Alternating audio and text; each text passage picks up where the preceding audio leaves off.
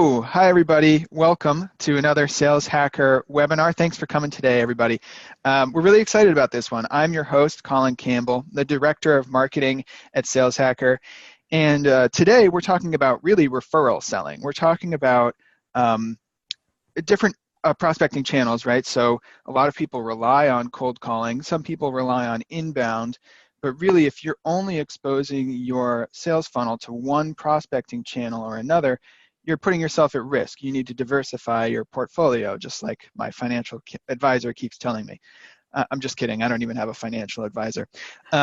So today we're talking about building a few different things, building referrals, doing it with intention, doing it on purpose, the habits, the skills, the structures, and goal setting that you need to have a team, a sales team that can go out and get referrals on purpose, not just have them be happenstance, luck of the draw sometimes. And here to tell us all about how to do that is Joanne Black.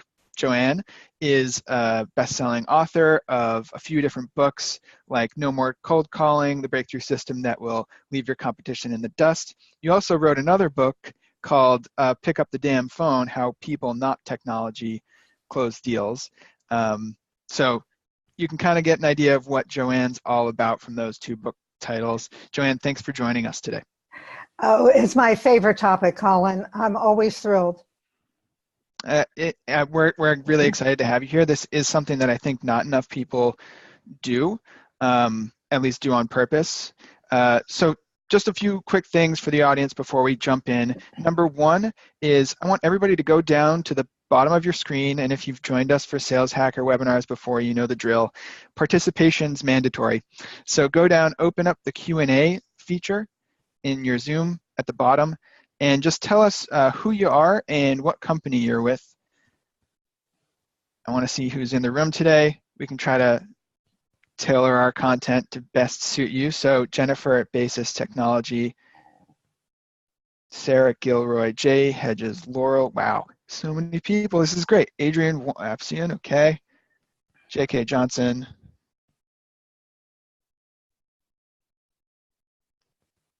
A lot of inside salespeople.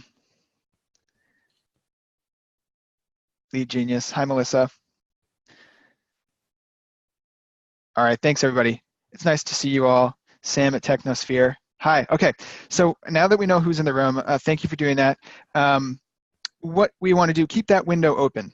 So you can use that to talk to Joanne and I throughout this webinar. This is not us talking at you. This should be both ways. So we're going to make this interactive. Let's jump in. So Joanne, just set the stage for us first, because we've got a potentially controversial title for our webinar here.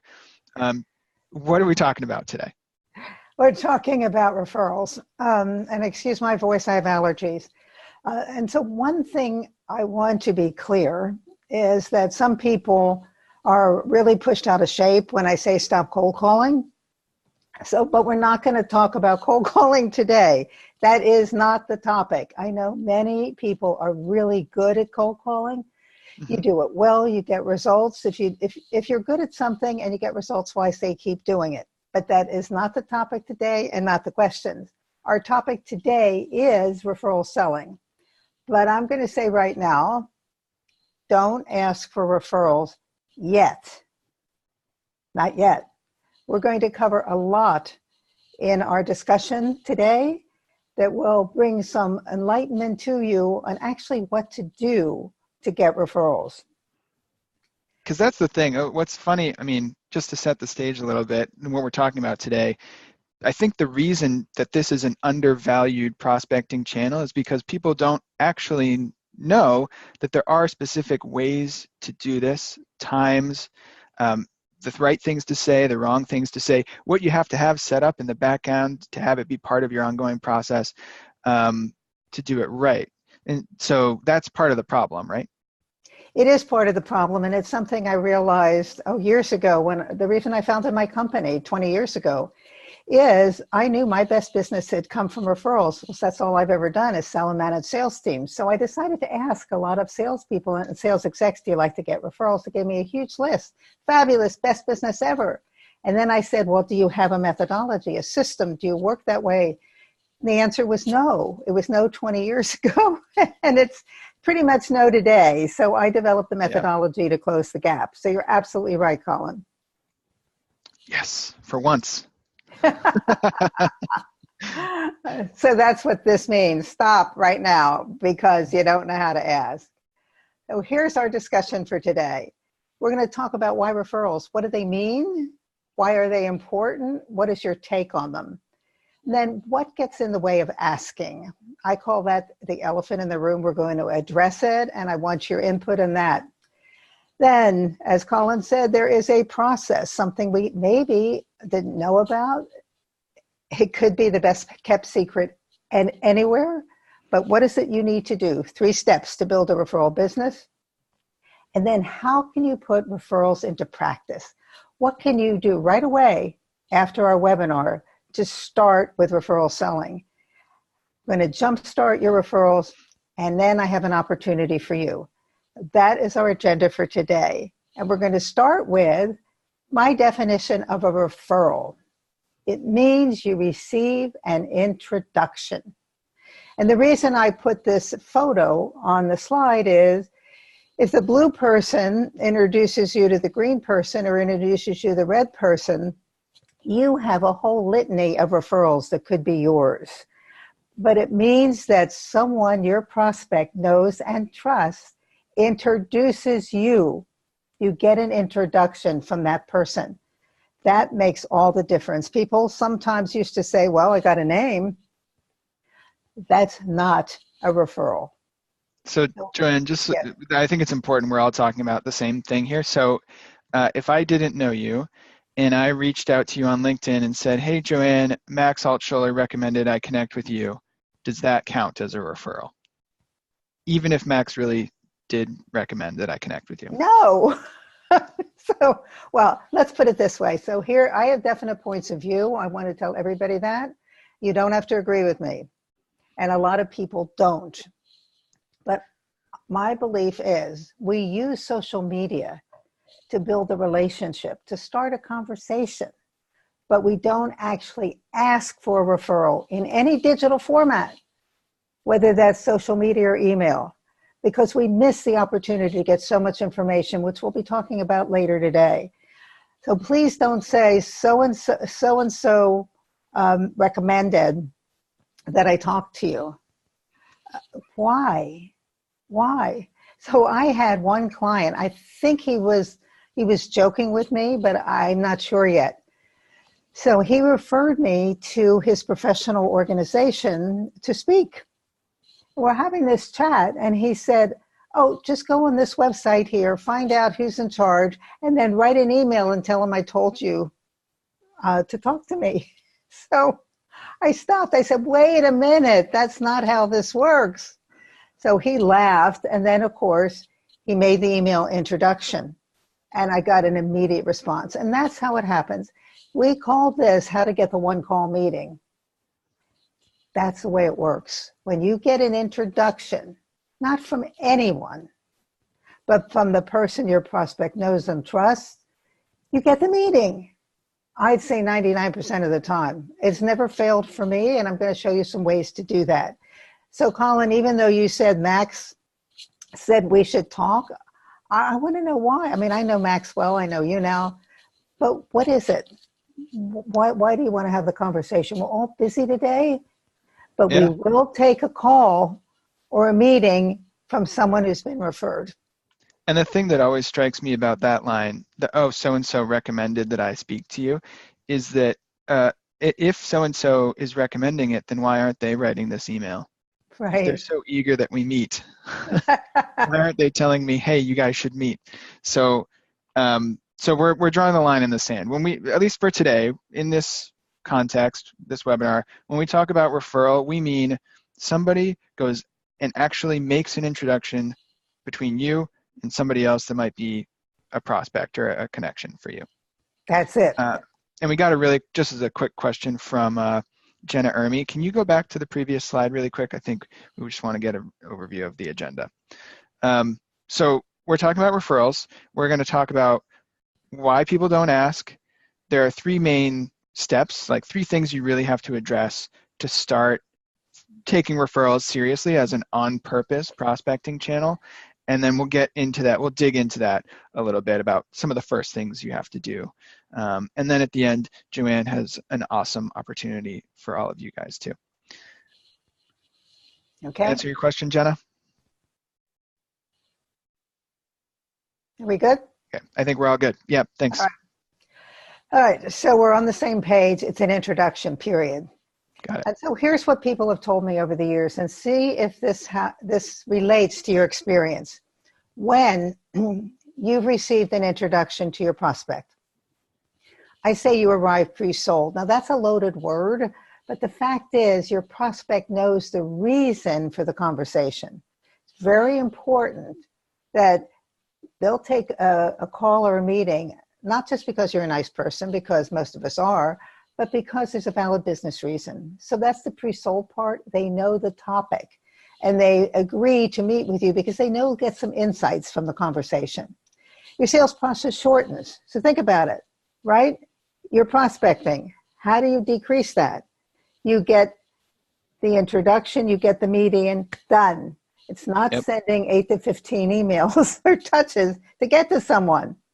Well, doesn't that help? Then that frees up all this time to actually talk to clients and get more. No competition. Well, sometimes we have competition. However, one of my clients said, referrals are a tiebreaker. I love that phrase because two things being equal and they never are. When you've been referred and you get in there and you've built relationships, you get the inside scoop, you win. And then there's no hard costs, which means that there's no marketing costs. Colin, you can relate to this. So there's not any expensive marketing costs to referrals. It's you asking. Well, there is one cost. You do have to thank your referral source, right? So you have to get your note cards out, write a handwritten note, and put a stamp on it. That's your cost. And you get the meeting. This is what people have told me for the last 20 plus years. And I imagine it jives with your experience. Now I'd like you to think about this trust that we talked about, that there's actually a multiplier effect. When you're introduced to someone, that trust transfers from the person who introduced you to you. So you arrive with trust already built. And we know today there are so many pushy, arrogant, annoying salespeople out there. Nobody in the audience, of course. Of course not. Of course not. They don't read Sales Hacker. They don't follow Joanne. Yeah, well, that's going to change, Colin, right? But that's a word that's overused, but we don't do business with people we don't trust. That's what happens with a referral. The transfer from your referral source to you then arrive already trusted by your prospect. And wow, is that different. It's a different conversation to start. It's not who are you and what do you want to sell me? It's how do you know Colin? You go into this totally different relationship from the get-go. So that's trust. And this is the point at which I think we start to think to ourselves, this is probably too good to be true. And so, Joanne, just like this may actually be not right for some businesses or some roles, right? So can we talk a little bit about, just really briefly, who should be thinking about referrals as a channel for themselves, like what role? And then are there types of industries or businesses or, I don't know, average order values where it makes more sense or less sense? Let me address the latter first. It doesn't matter on the industry, the business. I work mainly in B2B sales. We all know what happens in B2C. It's a little different, but in B2B, it always works. It makes no difference what industry, unless you have an industry where you have 7 clients in the whole world who can use your product, then it doesn't work. Internally, a sales leader needs to drive this initiative. Typically, I have worked with account executives, so outside or field salespeople, sales, not necessarily outside, but field, who have named accounts. They have to get in, and then they have to expand within those accounts. So there's a lot of inside salespeople on this call, and it depends your role. Actually, about 4 months ago, I got 2 people reach out to me on LinkedIn and say they were in SDR roles. One guy said he's 22 years old. This is his first job. How does he do referrals? He says, I don't have any clients. So I said, no, you don't. But I'm sure you have tons of people you already know. So the inside sales, frankly, Colin, I'm not so sure. I think that depends on who the people are, the relationships they have, and what that leader thinks could happen with referrals. So I just want to put that out there. Historically, I've worked with account executives. Okay, so closing role, a closing role for sure. Maybe more outside or field sales than inside sales, although it could work for inside sales. What about for SDRs? That's possible. Again, it depends on the company. It depends on the role. It depends on the culture. We only do what we're accountable for doing. So if I have to make X number of touches a day or a week, that's what I'm going to do. If somebody realizes, I might be able to ask for referrals and I have KPIs around that, that's what I'll do. They're not mutually exclusive.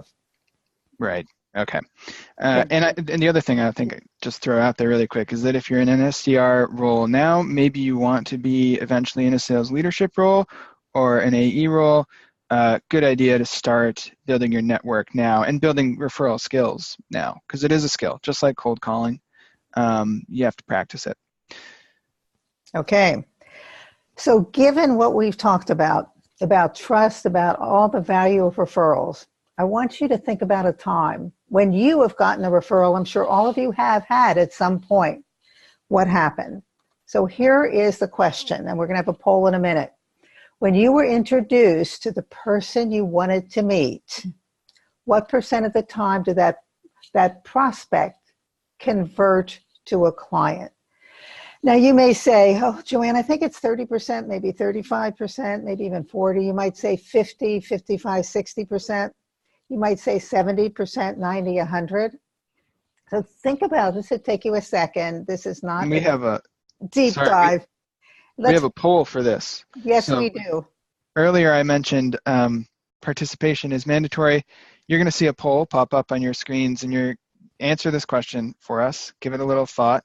I'm going to put in my answer. And then in 5 seconds, we'll close this down and look at the results as a group. Yeah, it will be very interesting to see how the voting goes, Colin, because I've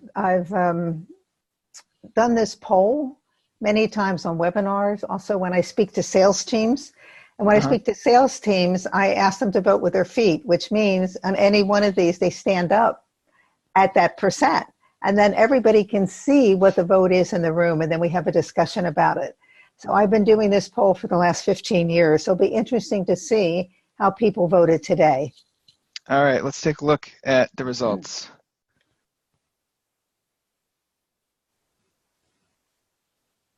Wow, okay. So we're all looking at it, I believe, but just to break it down, so half of people basically say they're 50% or less likely to get a new client. The biggest portion of the answer was that people feel like they're about 70% of the time they get a new client with a qualified referral. And only 2% of people really feel like it's all of the time. That's amazing. That doesn't always happen. That 100% is rare. What's happened, so the midline is 50%, and for years, people said that was the place. 50% of the time they convert. I also like that number because it's easy math. But then about 4 years ago, that number changed. And you can see the 70% and 90%, that shifted. So it's way higher now than it ever used to be. I don't have an answer for that. The only thing I can think of is that with so many people really relying on technology, those of us who are out there developing relationships, getting introductions are the ones who get the business. Yeah, I think it's a differentiator. It's a noisy, almost every market is noisy, very, very noisy. So it's hard to stand out with an email or a phone call. This is one way to do it. Well, actually, yes, because I think today we all look alike to our buyers. I mean, how can you tell Yep. one software company from another, one marketing company from another, one AI company from everybody looks the same. So it's a true competitive differentiation. Good. All right. That's our level set. Now, that's the gap. One thing to add there, sorry, on that discussion, Bob Gravely just added that another observation, sales has become more consultative, or consultative. I don't know how you pronounce that, but saying the dynamics are different. So sounds like maybe Bob's point, especially I guess in tech or SaaS, is your product isn't as much a differentiator anymore. It's more about how you go to market with the product, and then you have to stand out by helping solve a problem to make the sale. That's why my second book, Pick Up the Damn Phone, is how people, not technology, seal the deal. People don't buy companies, they buy you. That's my perspective. So thank you for that comment. Yeah, thanks, Bob. Okay. So we have this gap, which we're going to talk about referrals are great, and is this the way we're working? So let's talk about what I've called the elephant in the room and what actually has prevented people from asking to get these amazing results you just say you get. So here's the elephant in the room. I didn't even know about this elephant. It's called a tusker elephant. It's a giant elephant. Unfortunately, there's only about 20 of them left in the world, but it's something we don't always talk about. And we're going to address it here and now. And I want you to think about yourself as we go through these. A seasoned sales veteran said to me, I've never been comfortable asking for referrals. I've worked with people who are new to sales. I've worked with people who are sales veterans, 25, 30 years, people from different cultures, different genders. It doesn't matter. It's this like reluctance to ask. And this was from a 25-year sales veteran. So I developed here what gets in the way. So I call it call reluctance.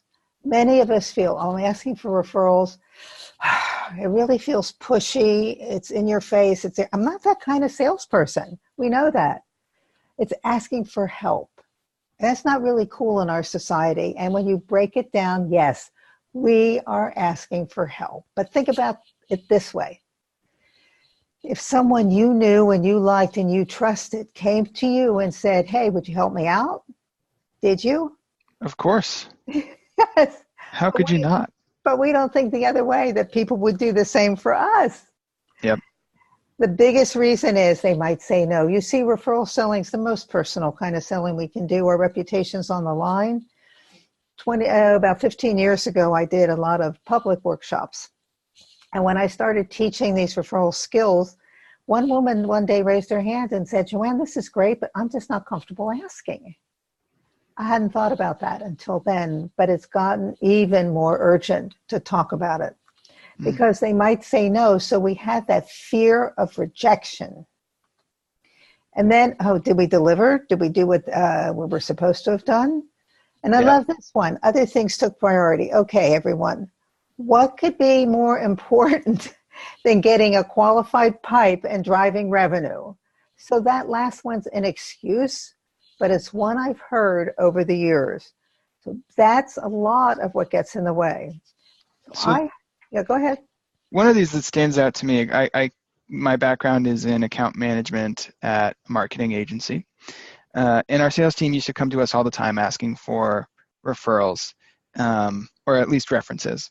And a lot of times the mental math I did was, oh no, I can't ask XYZ client because they're in the middle of a project, or they haven't finished it yet, or they didn't like that last thing we delivered to them, even though we delivered 9 other things that they did like.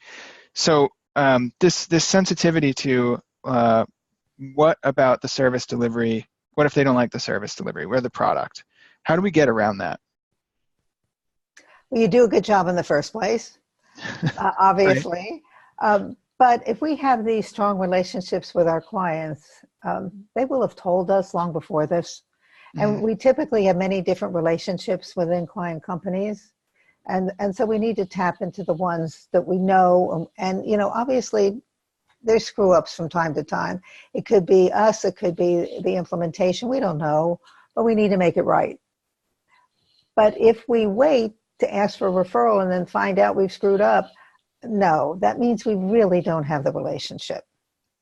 Right. Which is why right at the top of this deck, you say, don't ask for referrals yet.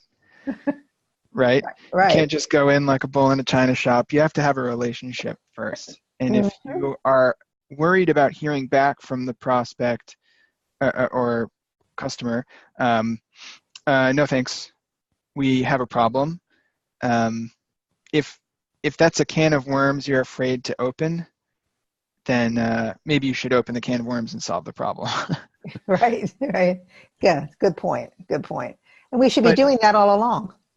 so here's the flip side of that is if I'm a salesperson and I want to start trying to referral selling and I'm really invested, I'm going to go out and make sure all my relationships are rock solid.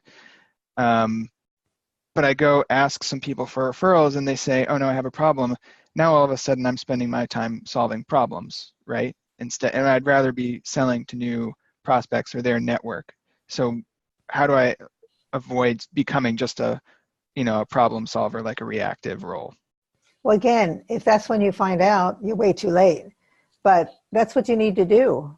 You need to. Oh, there was a study done years ago. I worked for a consulting firm, and it was about service quality and what did people uh, respect the most for service quality. And there were a whole bunch of things like the most rapid response, et cetera, et cetera, et cetera. But the Mhm. one that stood out was if you made a mistake, it was to resolve it quickly. Yeah. So if that's what people want, they want you to resolve it quickly, but they want you to resolve it. And if you have the relationship, you need to resolve it, or you need to bring in other people and at least manage the process.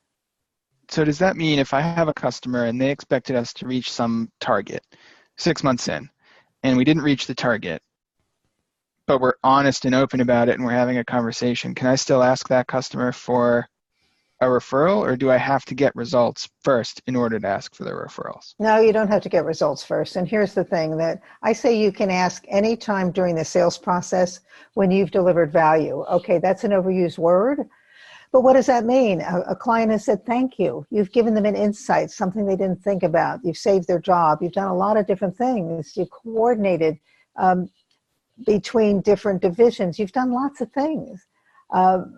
But you can then ask, don't wait. This is what I say. So a lot of people say, oh, I can't ask till we sign the deal. No, I got to wait till the implementation team gets in. No, I Hmm. need to wait Hmm. till we get results. And what happens then, you're so far away from your buyer that they're going to forget about you many times. So keep on tabs of your relationships. That's what I say. Keep those relationships going.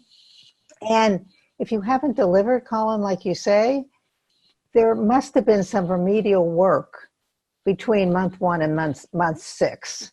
And it could be on your end, but I think most of us understand many times it's on the client end. They dropped the ball. So we Yep. need to resolve it, right? So Saeed asked a question, what if we could not reach the expected targets? Saeed, it's not about hiding the fact that you missed, but maybe, like Joanne said, you can ask earlier, even before the target could have been reached. Ask before they sign. If they're about to sign, it means they're happy with what you've been doing so far.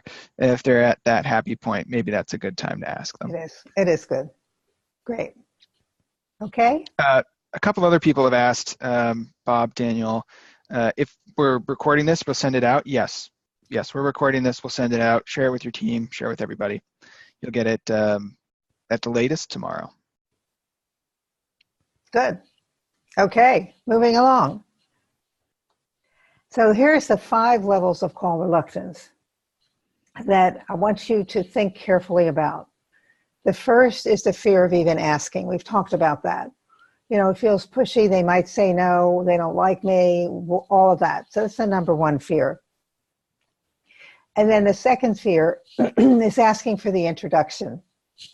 Here's what happens. Sometimes, oh yeah, sure.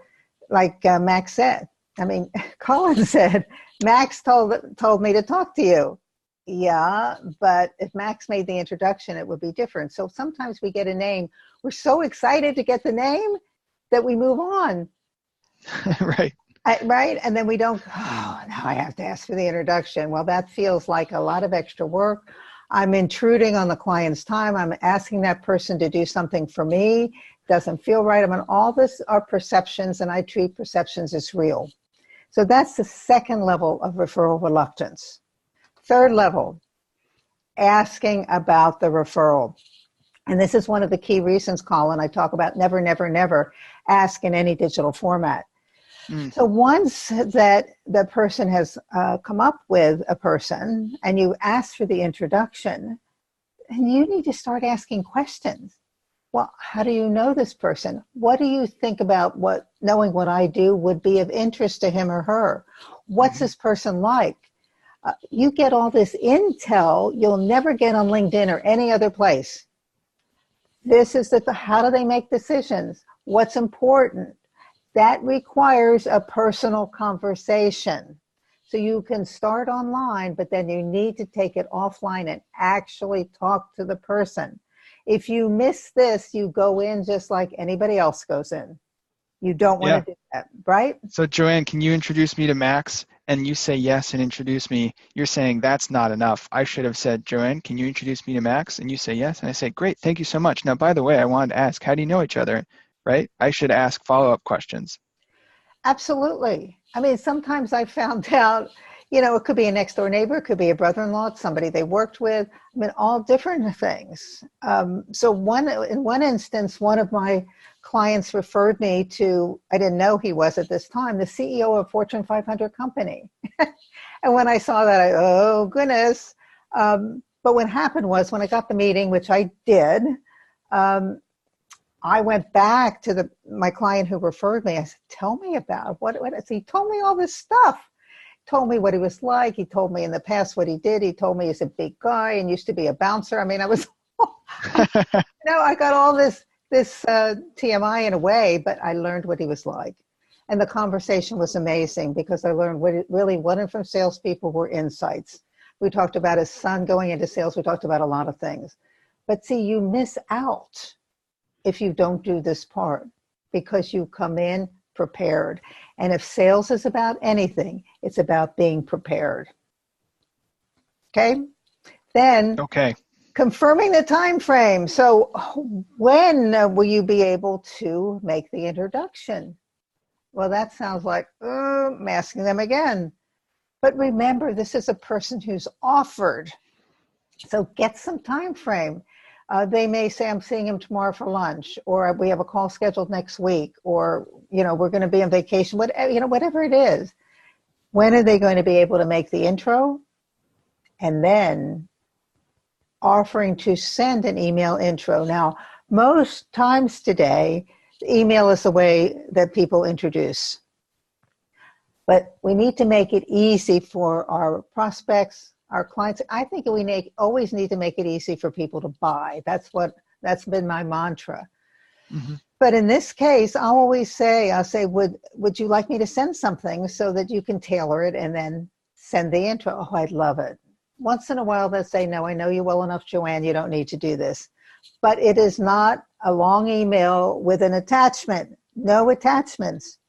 This is just the business reason for the introduction, because now you've gotten all this intel. So you know about the person, you know what their issues are. 2 to 3 sentences. That's it. And then that your referral source will copy you. So then you follow up after that. That it feels like another intrusion, but it's not. It is being courteous. So those are the 5 levels. So I want to make sure I understand that last level. So let's, using our example, let's say I was asking Max to refer me to you. I would email Max, here's my business reasons why I think Joanne and I should meet, and he would forward it to you and CC me as way of introduction? Yes. Got it. Okay. Short Very useful. answer. So, yeah, I got it right. So we got a question from Siddharth Mahajan. Hi. Once you get a referral or an introduction, and the referral they ask for more information, and then they go cold. How do you set about, is the way that you try to chase that opportunity different from the way you might chase something that you got via outbound or inbound means? I'm not sure I understand the question, but I haven't had that happen, because when the introduction's made the right way, you should then be able to respond. So here's my response. So I'm copied. So say that, Colin, you're introducing me to Max. Let's just switch it around. Mm-hmm. And I send an email to you about the reasons that I'd like to talk to Max. And you can tailor it, do whatever you want, known her for years, whatever, and then you forward it to Max and you copy me. Mm-hmm. Well, I don't wait. So at that point, I send an email to Max and say, it's this simple. Hi, Max. It was great of Colin to introduce us. Let's schedule time to talk. I list 3 dates and times in their time zone and say, let me know if something in these windows works for you, and I'll send over an invite. So you might call that the assumptive meeting. I've never had any pushback from that, if the introduction has been made in the correct way. Because it's not, I just want you to talk to Joanne and to Joanne. I've known her for years. No, why? So the introduction has to be made in the right way. Yeah. So Mahesh just asked, is this the right way to respond? Hi, Colleen. Thanks for your direction or the referral or the introduction. The short answer, Mahesh, is no, there's a better way. Refer to what Joanne just said. You should already have stated your reason for meeting, and you should probably be looking to set up a meeting. And then Sandy says, I just did what you described on Thursday. I called the VP that I sent info to in advance. When he took my call, he directed me to one of his reports who was expecting my call. That report has now not acknowledged the call or the email. So how does Sandy go back to the VP to try to reinvigorate that introduction without throwing his report under the bus? So the VP sent the email and copied you? Am I understanding that right from what you said, Colin? Well, I don't know that detail yet. Okay. But, so Sandy if Sandy wasn't copied, then that's a problem. So maybe we can get some clarity on that a little later. Okay? I'd be glad to answer that. Thanks. All right. Let's take a look now. 5 levels: asking, confirming, and offering. Those are the 5 levels that get in the way for everybody. It's a human factor. You get in the way.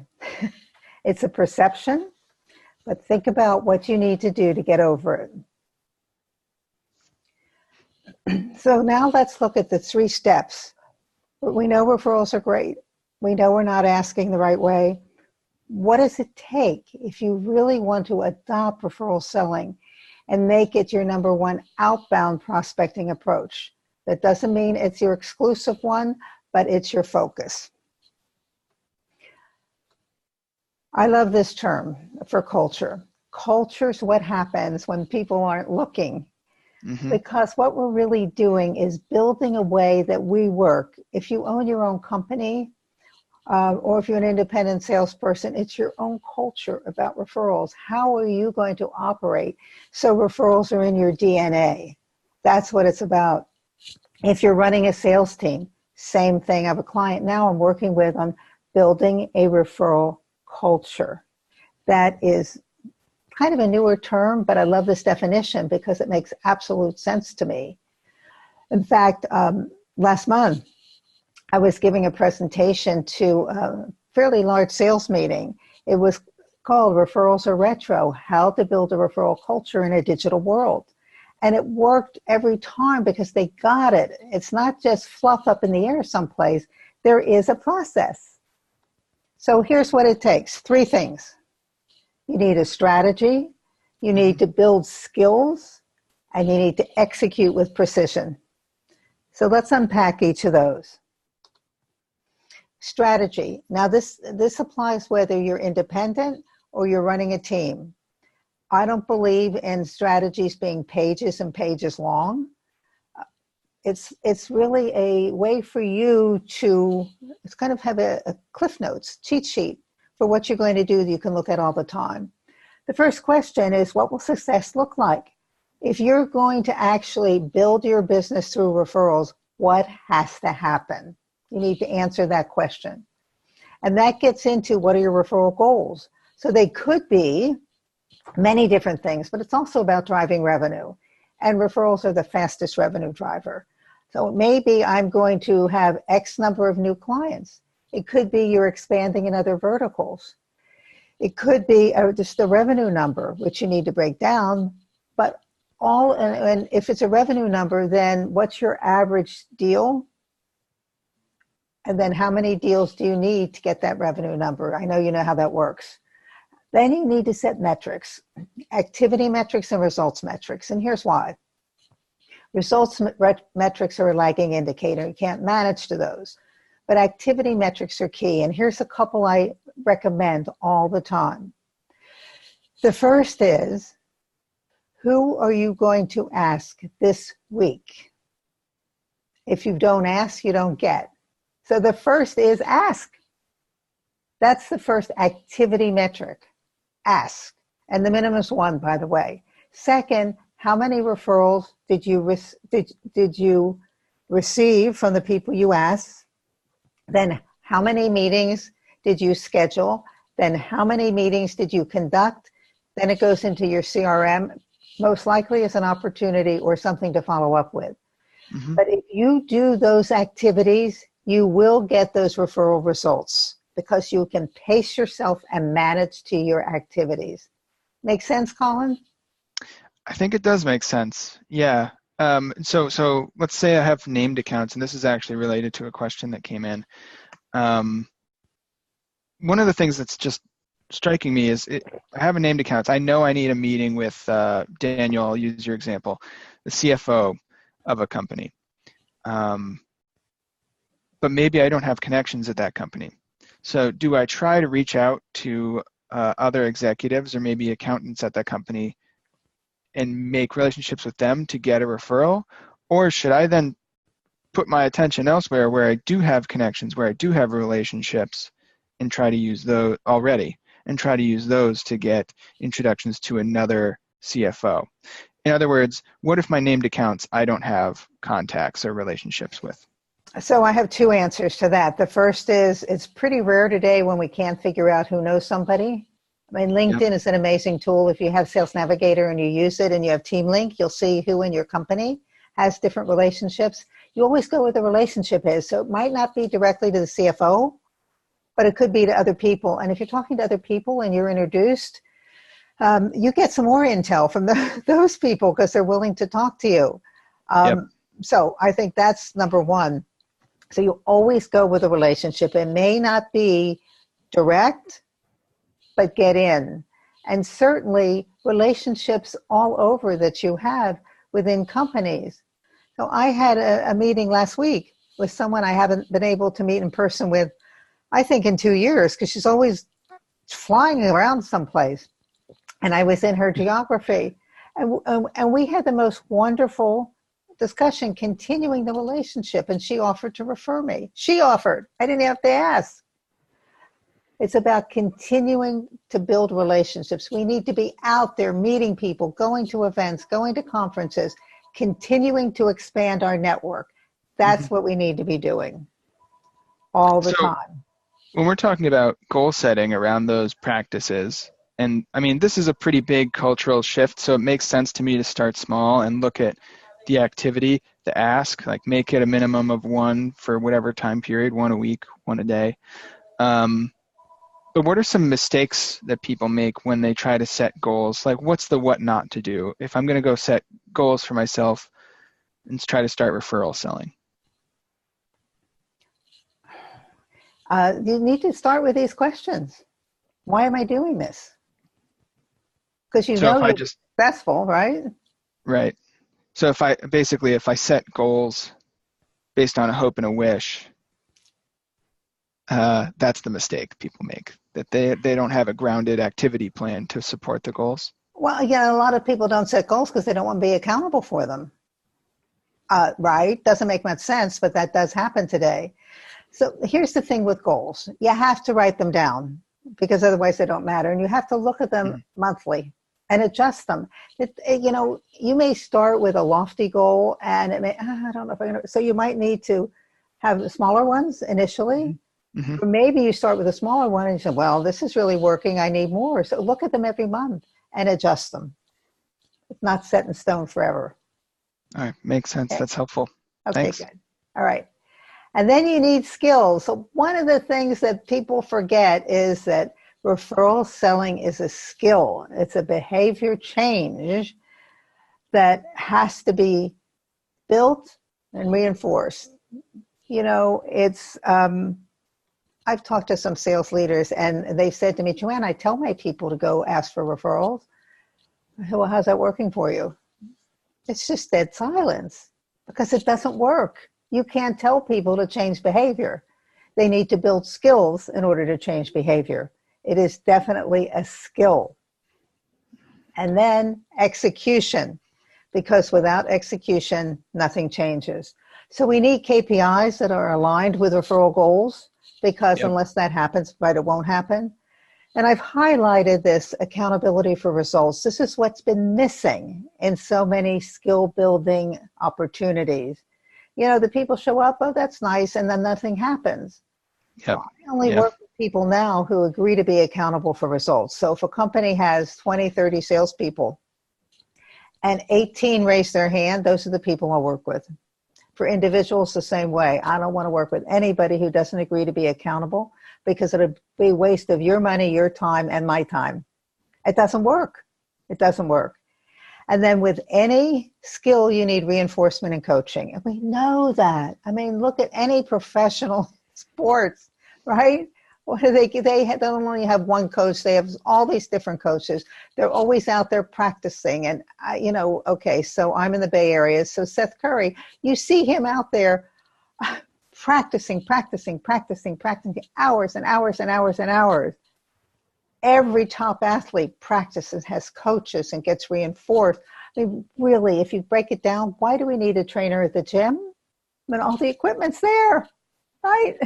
We just need to show up. No, we're accountable. We've paid for the trainer. The trainer help us refine our bodies and pushes us just a little bit. So those are the 3 steps: strategy, skills, and execution. That's what it takes. Questions about that, Colin? We have a couple questions from the audience that might be relevant. So Daniel Leitner, hope I'm pronouncing that right, Dan, is an SDR, and he says, as an SDR, does it make sense to use my personal network to book meetings when it could be more valuable once I'm in a closing role? I don't, well, yes, use your personal network. See, here's the thing. We don't know who people know until we ask. Yep. We have no clue. We only put on LinkedIn what we want to put on LinkedIn. I was working with a client recently, and he said, oh, I know this person. I said, well, what's your connection? He said, my wife. So I said, well, ask her. It took him like 2 weeks to ask her, but she did. She texted the friend because she knew him very well, texted back, he got the meeting. So yes, tap into all your connections. That's my answer. The way I've been thinking about it is like money in the bank too. So the more you help people, the more willing they will be to help you. So if you're an SDR, this is, and maybe you, I don't know, maybe referrals for whatever reason, your business or the nature of your product aren't going to be useful for you right now.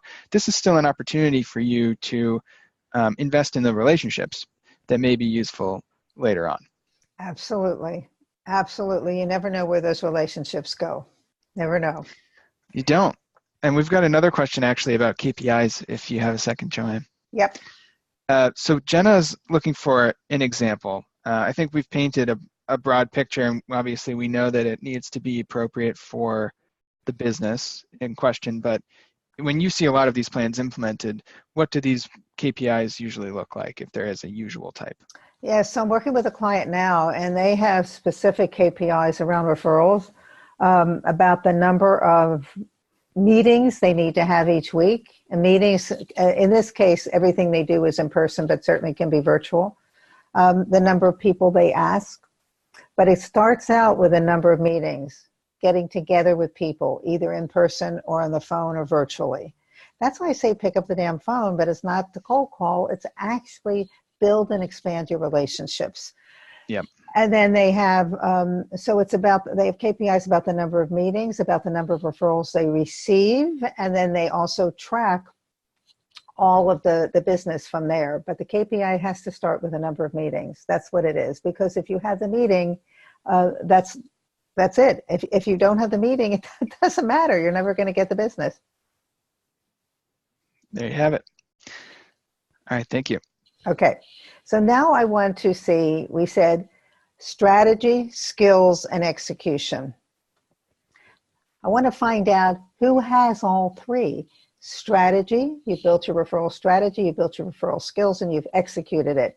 And we have a poll now to get a temperature on that one. Do you feel you know what it takes to implement a referral strategy with skills and execution? All right. This should be yes or no pretty quickly. Either have it or you don't. See, I don't think there's any maybes in sales. That's just the way it is in my book.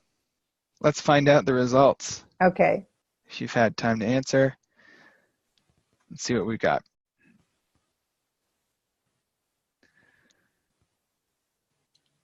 Aha. Yes. 75% said yes and 29% said no. So most of you are ready, set to go. You have your strategy, you've built your skills, and you've already executed. Good for you. All right, let's close the poll. Excellent, thank you. Now on to our next topic, putting referrals into practice. So I'm sure some of you have had these. We talked about clients. PETA is, my definition, pain in the ass. We've all had these. But here's the thing with PETA clients. We don't want them. We recognize them a mile away. And we really should say no in the beginning. But sometimes we need the logos, so I understand that happens. However, when you get a referral introduction, you have the opportunity. You have the opportunity to ask for exactly the person you want to meet. And it's the opposite of this person, the PETA client. The PETA client. The opposite. Now, what do we do about it? Well, we find our ideal clients from our current clients. That's, in fact, if they're not PETAs and we really like them. And this is another big gap. When I ask people, talk to a lot of sales leaders, and some of them will say, well, we're doing referrals. We're doing pretty well. And then I say, well, what about your current clients? Have you asked your current clients for referrals? And they say to me, yeah, we could do a better job of that.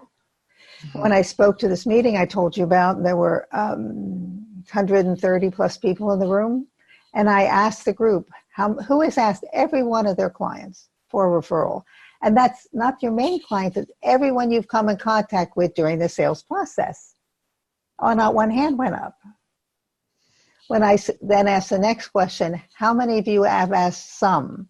And about 20 hands went up out of this whole group. Our clients are our best source of referrals. We know that, but I think it feels riskier asking our clients because it's what we talked about earlier, Colin. Oh, what if I didn't do a good enough job? Yep. This just feels like it's just not going to be right, so I don't ask. And, with this one client, again, they did all their people they could ask for referrals, and the last one was their clients. It should be our first one that we're asking, and we're asking as we go along in the sales process. But it does feel riskier. It does feel riskier. So let's take a look. One of the ways that we got this done at the agency, I told the story earlier, salespeople would come to me and say, can I ask this client for a referral? And I would say, oh, no, well, we haven't finished onboarding yet, or, oh, we haven't finished their first project yet. It was always wait. One of the ways we got around that, and we started to feel a little bit braver asking our own clients, was that we basically said that a sales director had to ask nobody to go ask a client for a referral. They had carte blanche freedom to go ask any client. It was somebody that we all trusted internally that they would do it with grace. Mm-hmm. And they would CC us. So if the client responded, oh no, I actually have a problem, no thanks, we would solve the problem. And then we could ask again maybe later on. Okay. Or not. But at least we knew there was a problem and we could solve it. And it helped us get around the fear. Does that strike you as a bad idea or a good idea? That was just our hacky workaround. No, what do you think? It sounds fine, Colin. It does. You have to solve the problem first. Yeah, absolutely. Exactly. Yeah. And do we have a poll here for this one next? Yeah. So have you? Yeah. Thank you. Have you asked every one of your clients for a referral? Yes or no? Pick one, please. Pick one. All right. This should be easy as well, right? You either have or you haven't. Yep. Let's find out. Survey says. No. Yeah. You're not alone, people. Yeah. So those of you who said no, you have a huge opportunity ahead of you to stay in touch with your clients and ask them. One of the things I think also gets in the way, Colin, is a lot of the way companies are organized today.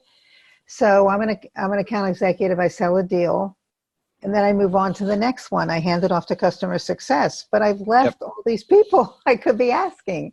We need to be engaged with our clients all the time. Perfect. All right. Now I have something special to share with you. I want you to think about this. What happens if you don't transition to referral selling? What happens? What happens to your business? What are you losing or giving up? And what that is, it's your comfortable way of working. It's always a stretch for us to do something that is new and we don't feel comfortable, although with skills you do. But there's this old saying that if you don't take your foot off first, you'll never get to second. So when are we going to actually implement referral selling? And you're giving up the way you always worked. What happens if you do absolutely nothing?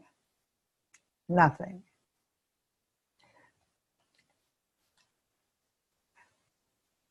Are you ready to commit to referral selling, which means you agree to do the work to make referrals the way you work and be accountable for results? So before we take a poll on this, Colin, oh, there we go. We can ask this question. All right. Are you ready? Yes, no, or, Joanne, I'm still not sure. This is hold yourself accountable. If you've taken the time to come today and learn a little bit, hold yourself accountable for doing something different after today, just like Joanne and I held ourselves accountable by asking if you feel like you now have what it takes. We wanted to know, did we actually teach you anything? All right, let's see. Oh, wow, a lot of people really committed. Great job. We're proud of you people. And by the way, to all the people who said yes, they have asked every one of their clients for referrals, good job to you too. So absolutely. 73% of you feel committed. Right, absolutely. This is fantastic. So the opportunity that Colin and I have talked about offering to you, because the 79 whatever percent of you who said you were ready to commit and be accountable for results, it's an opportunity for you to build your skills and do just that. to learn how to ask for referrals. So what is the step-by-step process to do it so you actually are comfortable asking and run your business entirely differently? But I love this one, work with clients who want to work with you. So I love my work and have for 20 plus years because I only talk to people who want to talk to me. I mean, how cool is that? They want to talk to me. Your prospecting time will decrease and you're going to blow past your quota because the people who adopt referral selling are the ones who get in, build relationships, and ace out the competition. Remember, referrals are a tiebreaker. There's nothing like referral selling. We have to call it and let everybody go to their meetings. But thank you so much for coming, Joanne. It was great. And thanks, everybody, for stopping by today. Hope we see you on the next Sales Hacker webinar.